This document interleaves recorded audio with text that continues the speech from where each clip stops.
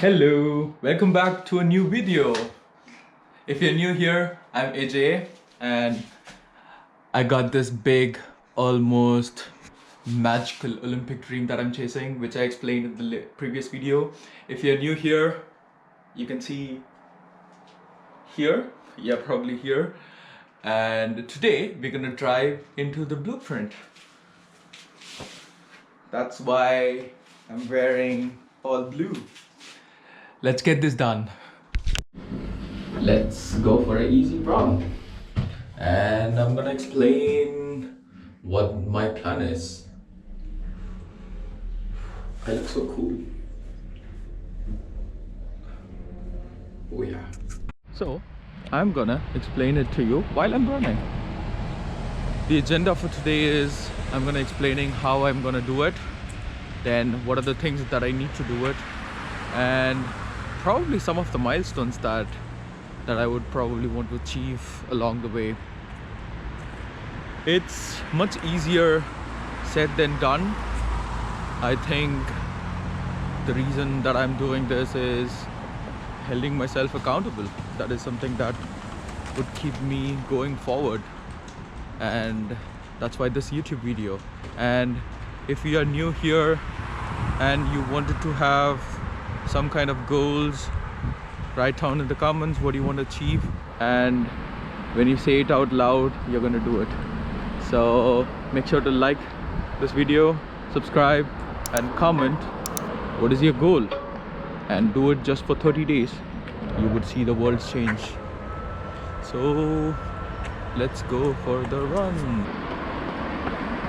Welcome back. We have started the easy run. Yeah, it's going great. So yeah, first talking about how I'm gonna get it. This is actually much easier, like talking about it, especially that I don't have a big goal in terms of specifically which distance I want to run. For example, I mean, like, I can compete from 5k, 10k, marathon, or so on. But the reality is I'm gonna be keeping it short distance, probably 5k or 3k, 1.5k. These distances are much easier to achieve. I mean, especially if you think about it, it takes harder efforts to run longer. And for 5k, for example, you just have to hold it for probably like 13-14 minutes. I mean, that is something way easier compared to holding a certain pace for 2 hours or something like that. So my goal is to qualify to the Olympics in a short distance. I mean, I think like 5 kilometers is the best way to go, since it's a pretty standard distance for the competitions, as well as, I mean, qualifying for it is also a really, not an easy one, but a realistic one, I would say. I mean, if I have to point it out,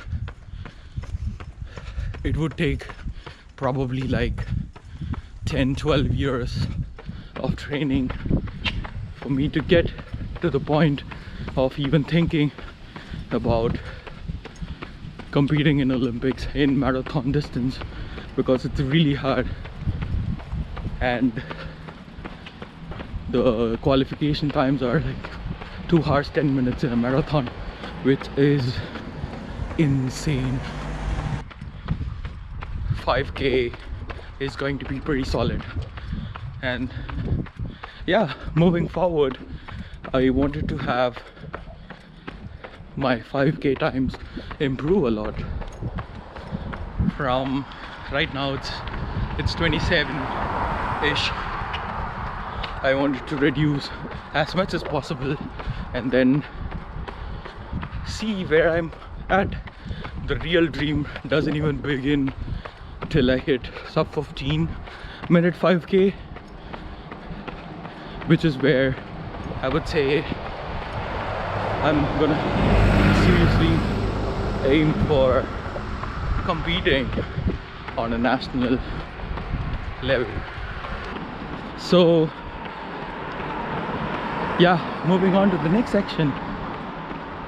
The next is gonna be what I have to do in order to achieve my dream.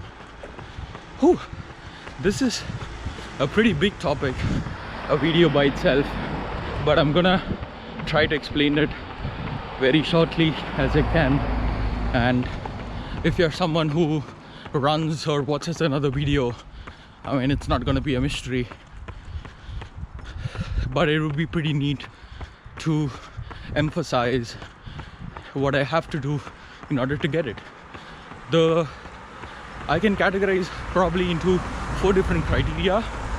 The runs itself, it's going to be the first one. The strength training and mobility, I mean, your legs have to hold the training that you do, so strength and mobility comes second. Third is going to be nutrition, what you eat, what you fuel doing your long runs, and especially the fact that you have to consume carbs whenever you do your workouts, or else it's gonna be pretty bad when you run or after the run. So you have to fuel properly, you have to replenish what you exhaust. And the fourth is gonna be the very important rest and recovery. I mean, to put into perspective, the runs is going to be as effective as the rest of it. So I would say the next 3 is going to be more important than the run itself. I mean, like, with enough rest and recovery, I think we can able to do it. Oops. We can able to do it. I almost got hit by a car. Crazy. So yeah, and just enjoying the scenery a little bit. We're running quite good. 8 minutes 20 per kilometer. It's quite good. So yeah, the runs itself we can categorize into however much you want, but I think there are a lot of other channels who explains it well, especially the training method and the philosophy behind each training session. I can explain, but I'm still at a basic level in terms of trying to understand each of them. So I would give a very brief overview. So for example, this kind of easy run is gonna help improve the base that I wanted. If you compare your trainings as a pyramid, the easy run is going to be the base. So imagine lower center of gravity means a stronger structure. In order to achieve a lower center of gravity, you need a wider base. So that's why I'm trying to achieve a good, probably like 20 to 30 kilometers of easy running in a 40-week load. And you want to build the base as wide as possible. So yeah. And the second type of workout that is needed is the high end. Imagine the peak of pyramid. So you want to get the speed in. Without speed, you're not gonna achieve the 5K distance. I mean, it's hard. It's hard without the speed. You cannot achieve the faster goals. I mean, like sub 20, sub 15, 5K. Speed is one of the most required. but it's also that the amount that you're gonna exert at the peak is gonna be relatively low. I mean, for example, yesterday I did 20 times 400, which is gonna be coming soon. I almost died, but these 20 reps are just gonna be for 2 minutes. I just have to suffer or endure the high peak for 2 minutes each rep with an ample amount of recovery in between. So yeah, that is gonna be the base. And in between you have a lot of things like LT1 workouts, LT2 workouts. Even I don't understand a lot of it, so I'm gonna trust the other channels to do a better job at that. So yeah, this is going to be for the workouts. Sorry, I'm just enjoying how nice this is. Whew. If you're someone very new to running, like just starting to think about running, forget everything. I'm challenging you.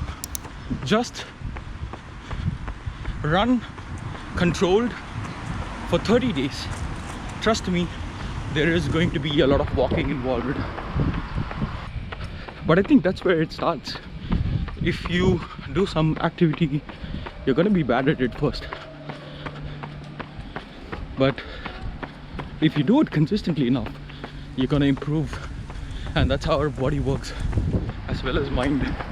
The more we do, the better it is. And the better we do gives us motivation to do more. So it's a vicious cycle. And comment on what do you want to achieve? What do you want to do for the next 30 days? Completed with the run. I'm obviously in the next day.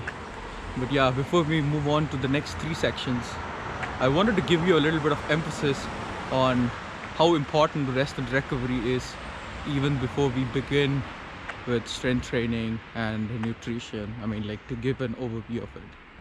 Especially like today I did a very hard workout. I ran a bit faster and also my leg is sore. But also walking for a bit is a good recovery.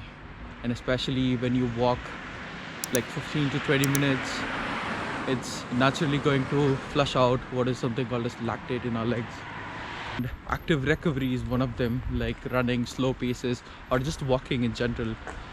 Emphasizes your body, also puts in a really good position, like you would feel refreshed after the next workout. Welcome to the strength training. I mean, I cannot emphasize how important strength training is, especially I'm someone who's prone to injuries a lot, and recently I had a not stress fracture, but like close to that in my foot, and it was not good. And I think one of the ways how you can help strengthen your leg is using those isometric drills, band resistance based exercises, and also in general like doing leg workouts in the gym. And it's really important to do that, especially your body goes through a lot of muscle damage, and it's important to strengthen your body.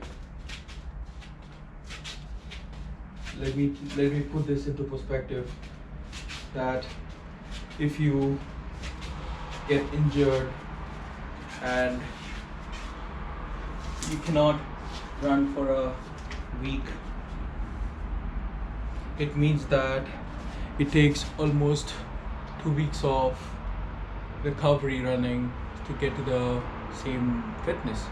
So I mean, like, imagine for a bigger injury, like you'd be wasting like one month, 2 months in terms of just recovering from it, and getting back to fitness takes double the efforts. So it's better to get fit and have strengthen your legs rather than you prone to injury. So take it slow and don't rush, because it's easy to mess things up rather than pulling yourself a little bit back and knowing that there are some times where you have to stay controlled and not let ruin it.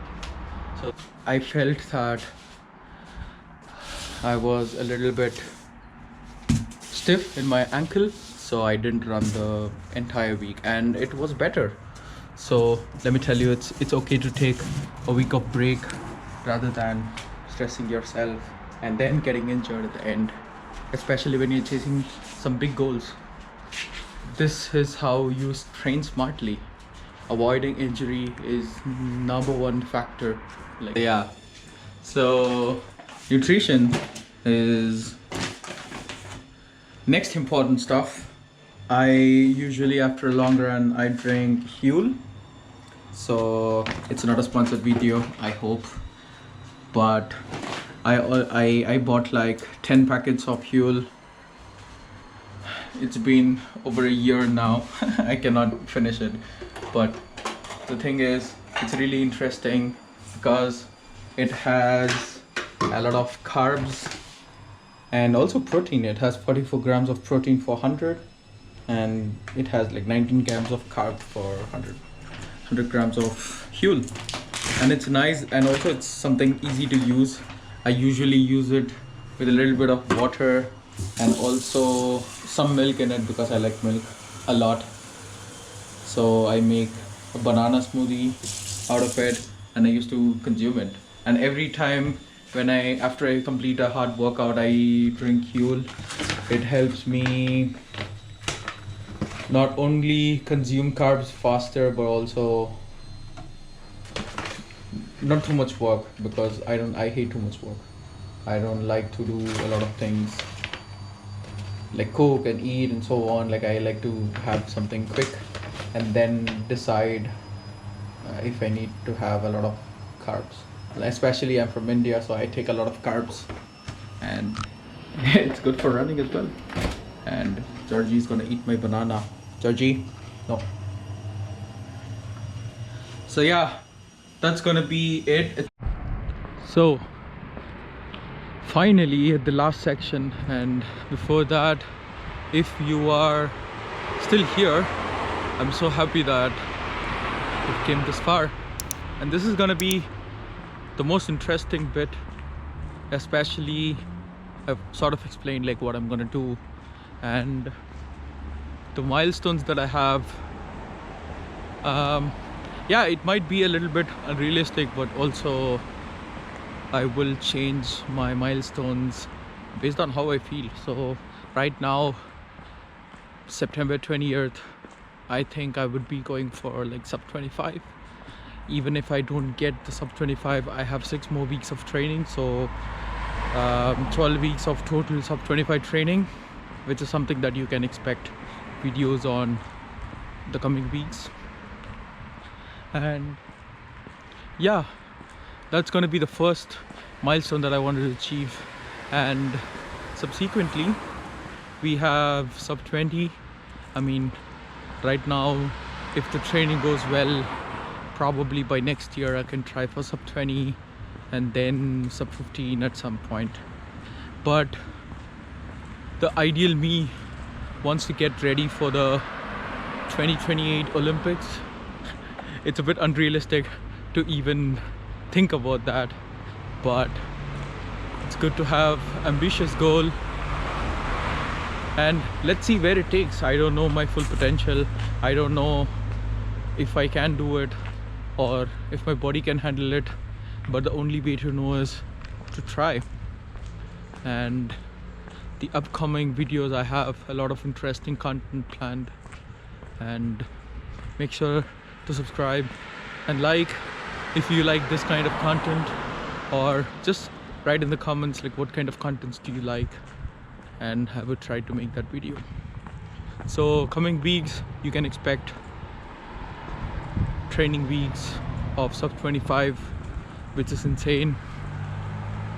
I'm 3 weeks behind posting the video. That means today, I think like this week it was week 3, so I'm gonna complete like week 3. But yeah, just letting you know it's going good. It's going good so far, and I'm happy that I'm doing it. The upcoming week is gonna be my training videos on sub 25, which is something I'm really excited working towards in it. So yeah, I hope you enjoyed the video today. I'm so happy that you made this far. See you on the next one.